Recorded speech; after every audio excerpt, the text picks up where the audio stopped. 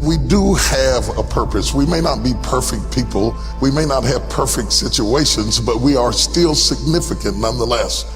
And we have been blessed with a rich body of emotions. We have emotions. We're not like roses or plants or bushes that have life without feeling.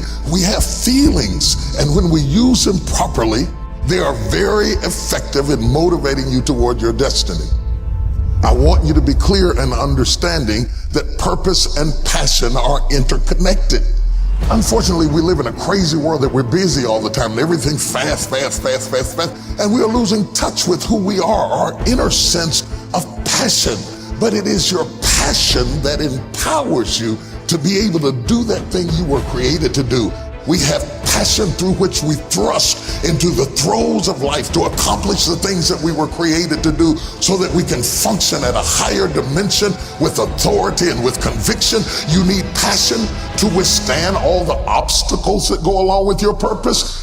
Just because you're living on purpose doesn't mean you're going to have problems. You're going to need thrust to be able to get up off the ground and to step into the field of your dreams. Even if you have not landed on the thing, at least get in the territory of the thing you are dreaming to do and that you hope to accomplish to do. And through that passion, you're able to ignite things you have never ignited before. I hear you, I hear you, I hear you. You're saying, I don't feel a thing. All of us go through times that we don't feel anything at all. But in order to ignite passion again, you have to be exposed. Get out of the boat, Peter. Walk on the water. Go do something you've never done before. Get involved. Get connected.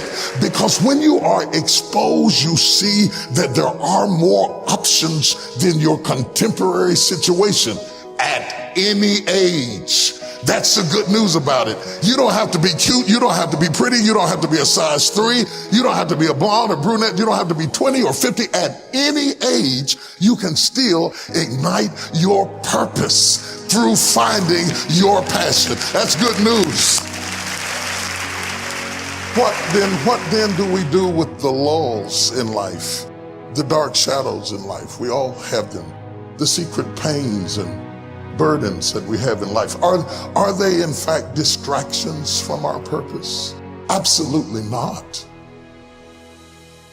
I have never seen anybody who did extraordinary feats that didn't have extraordinary issues. It is the passion that gives you the power you need, but it is the pain from which you have the conviction about it. If you had not been through some pains, you would not have the burning to do what you do. I believe that children are like arrows. They need to be directed. You aim them at the thing you want them to hit, but you don't push an arrow, you pull it away from it. And it is the digression that causes the progression. If your life has been tough and it's been hard and you had to pull yourself up by your bootstraps and your childhood wasn't so good, guess what? That was just the arrow being pulled back so that when you are released, you can thrust after the thing you're after. So you don't have to grieve over what you didn't get and what didn't happen and how you were treated and who didn't raise you and who didn't love you. You don't have to grieve about it at all. Once you understand, the greater the digression, the stronger the progression. If Nelson Mandela had not been incarcerated, had not been mistreated, had not been ostracized, he would not have the passion to do what he does. If Oprah Winfrey had not gone through the things that she had gone through, she would not be so committed to making sure that everybody finds their purpose and finds their dream and everybody gets healed and everybody's okay. I'm telling you, what you think is working against you is actually working for you. My challenge in our generation is that gradually through entertainment, through television, through media, through every way possible, we are living in a generation of the dumbing down of ideas. Because we have traded effectiveness for busyness. Statistics say we are busier than any other generation we have seen in the last 300 to 400 years. We are so busy. We are busier than a one-arm wallpaper hanger. We're just busy. We are just as busy as we can be, and we think because we're busy, we're effective. But I want you to challenge your schedule for a minute and ask yourself, are you really being effective? Or is your life cluttered with all kinds of stuff that demands you and drains you and taxes you and stops you from being your highest and best self? And are you substituting busyness and all the chaos that goes along with busyness from being effective? Let me tell you, a bunch of scientists got together, they began to do some research, and they begin to determine that 80% of the things we do are busy things that we do in an area that is not effective, that the average person only spends 20% of their time doing the thing that they are really gifted at, created at, passionate about, excited to do, and the rest of it is all the dismal, dumb stuff that we all have to do in order to survive. Just crazy stuff that we're doing. Wonder what would happen if we would go from doing 80% of things that are busy but not effective and 20% of the things that are really effective if we would switch those numbers around and only give 20% of our time to the things that we have to do and 80% of our time to the thing that we were created to do. Wonder what would happen to your life. Now think about it a minute. There's a lot of things you could take from me and I could make it. You could take my suit, I got another one. You could take my car, I could get another one. You could take my house, I could get another house. But when you take my time, you have taken something from me that is totally irreplaceable. We take all kind of classes for money management.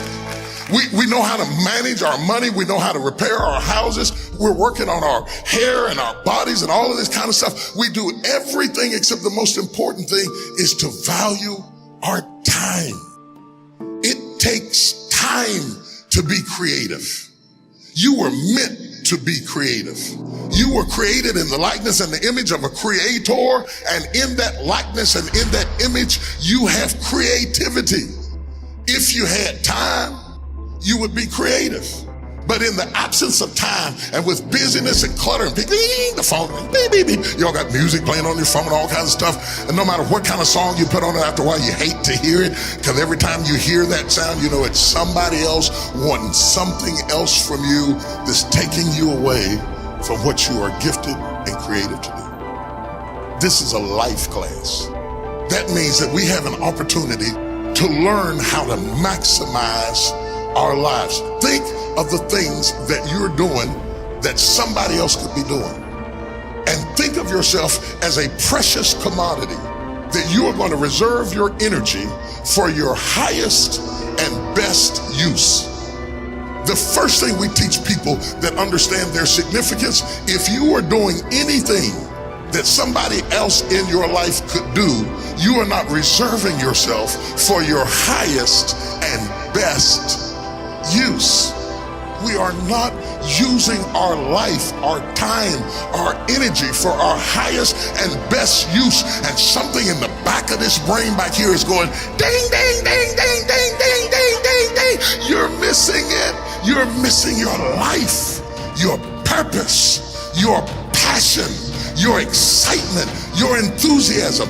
And through these classes, what we want to do is shake you and rattle you and stir you up to understand that every moment is a gift, every second is a gift, every thought is a gift, every idea is a gift, every opportunity is a gift, everybody you meet is a gift. You are gifted with opportunities, and I want to show you how to begin to maximize what you've got.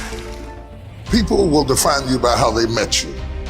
Whether it may be girlfriend, mother, banker, whatever it is, if they define you right there, they put a period. But if you have the capacity to do more, turn that period into a comma. I tell people, don't let people put a period where God has put a comma. Explore all of your life, no matter how diverse it is. There are some people who have more capacity and they can handle more things, and there are other people who have to focus on one thing and do one thing well. You have to determine which one you are and be that. Now, a lot of people don't know how to get over the past. They don't know how to forgive. They confuse forgiving with forgetting. You don't have to forget it to forgive it. They need to also realize that forgiveness is a gift you give yourself. It does not exonerate the perpetrator. It doesn't mean that they weren't wrong. It just means that I'm not going to be tied to what they did the rest of my life.